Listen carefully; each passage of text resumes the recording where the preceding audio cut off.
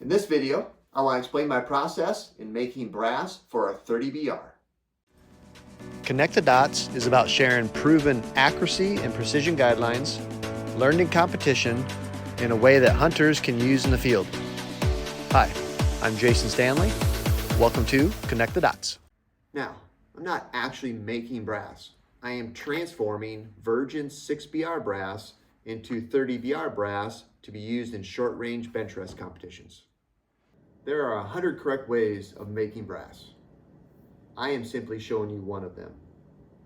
The intent of this video is not for you to take what I do and copy it exactly step by step by step.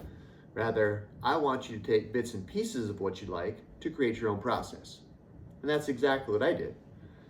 I took what I liked from Mike Bigelow, Randy Robinett, and Nyhus, and I created my own process from a combination of those three. And that process is what I'm sharing with you today.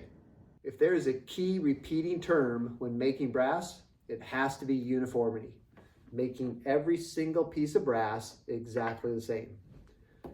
If I can write something down perfectly, then I have a better chance of repeating it perfectly.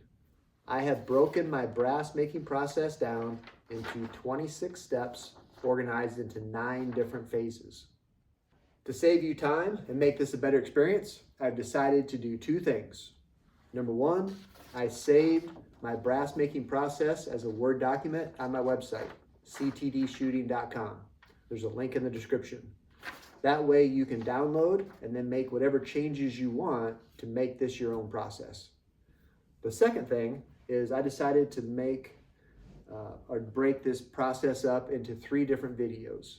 Video 1 is going to cover phases 1, 2, and 3.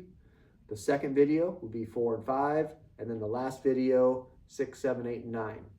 That way you don't have to watch as long a video, plus you can jump around faster if you need to. So let's get started. I'm going to start with 50 cases, and my hopes is I'll have roughly 48 when I get done. Sometimes, but not always, there needs to be a sacrificial lamb or 2 as a peace offering to the brass gods. I like to start with quality brass. Guys, you can't polish a turd. In the first step, I'm going to lightly chamfer and debur the necks. I'm going to use my RCBS case prep center that you see behind me. I'm not going to show too much of that video. I think you guys know how to do that part.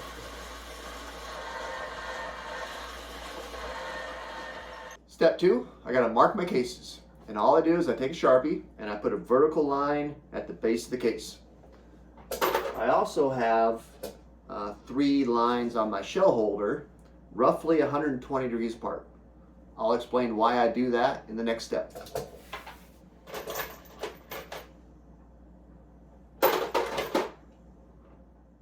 Alright, I'm going to talk about steps 3, 4, and 5 collectively, but then also again individually, because they kind of run together. Step 3, I have to lube the inside of the case neck. And I have my own little concoction.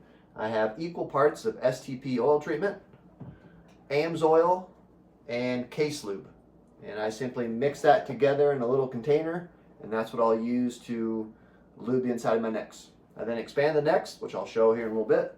And then I got to clean the case necks. And to start that process, I have Coleman's camp fuel, and I will put that into these Tupperware dishes. The first Tupperware dish, it has little holes cut in it, so to act like a strainer, and I can lift that out with the cases in it, drain all the camp fuel, and then I can reuse that camp fuel. So let me get stuff set up, and I'll show you what I'm doing. I'm going to use a Sinclair expander, goes from 6 to 30, and all I do is I take a case, lube the inside of the neck with a Q-tip, and then you remember those vertical lines that we put on earlier? I'm going to start with that vertical line right in the center of my shell holder. And then I rotate the case so that the lines match up the lines on the shell holder. My reasoning for that, my thinking, is that if there's any type of deformation, if the case neck is not perfectly round, by rotating it 120 degrees, I should take any of those deformations out. Throw the case in the camp fuel and continue on. You'll notice that your Q-tip kind of gets nasty after a while, and you'll have to replace it. Not a big deal. I'm going to show you just 2 or 3 cases of each step. I'm not going to show you all 50 cases. Holy smokes, that'd be boring as hell.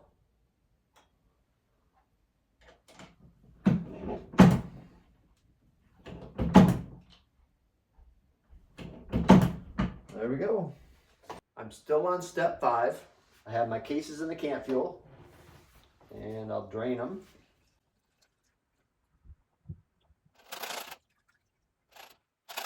And I pour them into some hot soapy water. Take care of that later. And then I just scrub the heck out of the necks with I have a nylon brush, 30 caliber 9 brush.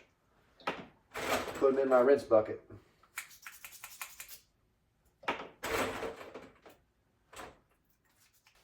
Alright, I just finished up my final rinsing. Got all the cases strained. The only thing I have left to do now is dry the cases. And to do that, I made this drying rack. And it's just a piece of plywood that I put on an adjustable drill press, drilled some pilot holes, and then I pounded some 7-penny nails from the backside and put little rubber tubings over the top of the nails to help protect the cases. So all I do, shake the cases off, put them on my drying rack.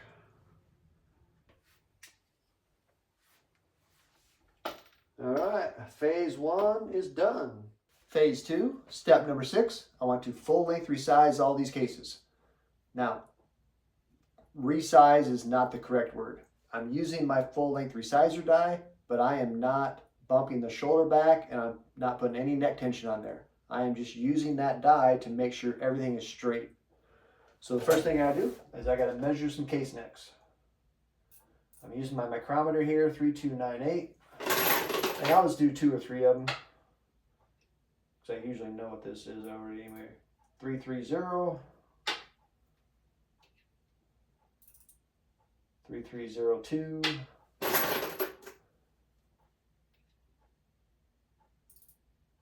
3300. So right at 330. So then I go into my bushing box and I find my 330 bushing. Again, I don't want to put any neck tension on there. I am just making sure everything is straight. I've already backed my resizing die out, so I'm not bumping the shoulder back. That's always nice when you cross it. There you go. And then to show you how little resizing is going on, I have no case lube on this. And nothing happens. It's just, I'm just making sure everything is straight. This literally will take 5 minutes. Step number 7, I'm going to inside neck ream all of these cases. Step number 6 was about getting the outside of the neck perfectly straight. Step number 7 is about getting the inside of the neck straight. When I upsized these to 30 caliber, the inside of the neck was left with a little bit of a funnel shape, and I want to take that out. So I had Wilson grind me some reamers, inside neck reamers, 305, 306, and 307. This is a 310 that I was working on a different project. I won't use that. So what I do is I start with my smallest one, 305, and I stick this in here, and I see if it catches on anything. And that just goes in and out without me doing anything. So I know I don't want that one. My goal is to take off the least amount of material as possible, and that usually happens about halfway down the neck or so. So the top of the neck, I won't touch anything. I don't want to touch anything. And then down closer to where the shoulder neck junction is, that's where I want to get some material out of. So this one, you can see how it gets stuck a little ways in there. And so I just ream that out, and it doesn't take a whole lot.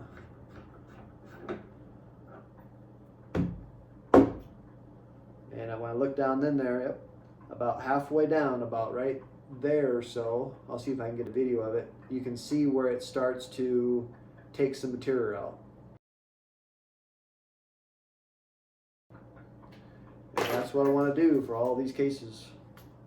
So I will stick with this 306 the whole time. The reason I have different sizes is because different lots of brass will have different neck thicknesses.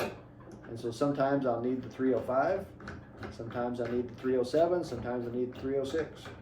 In this case, I need the 306.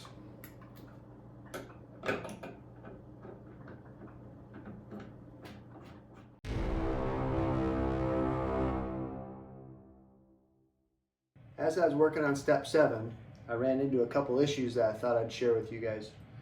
Number one, after 5, 6, 7 cases or so, you'll want to clean out the inside of this housing where that bushing sits. That might get full of filings, and throw that off a little bit. And the other one, this just happened.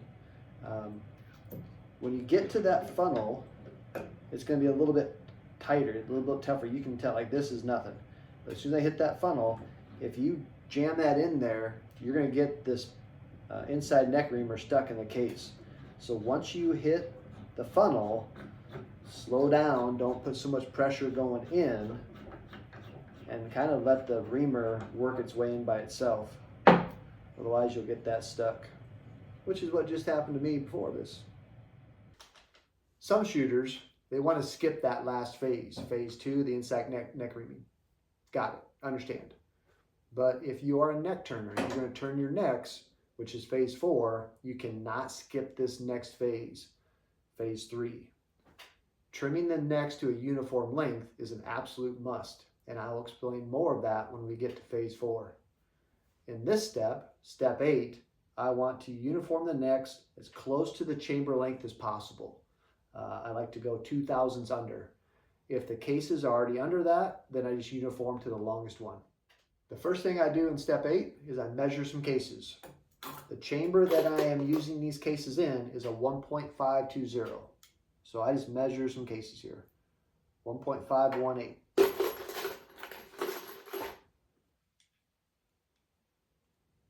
1.519. 18. 20.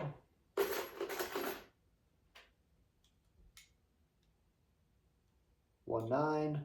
So my shortest one was 1.518. So I'm going to set my trimmer up to turn to 1.517. That way I should catch all of them. I'm still pretty close to the maximum overall length. Let me get this set up and I'll be right back. Okay, I got my Wilson trimmer set up to trim all the cases to 1.517, and I will measure every single one of these cases to make sure it's exactly the same. It doesn't take that long. I'm not taking off hardly any material. Some of these it's only 1/1000, and you can feel it. Some of them it's a little bit longer. Some of them it's 3 or 4 thousandths. But that goal is to have uniform length on all these cases.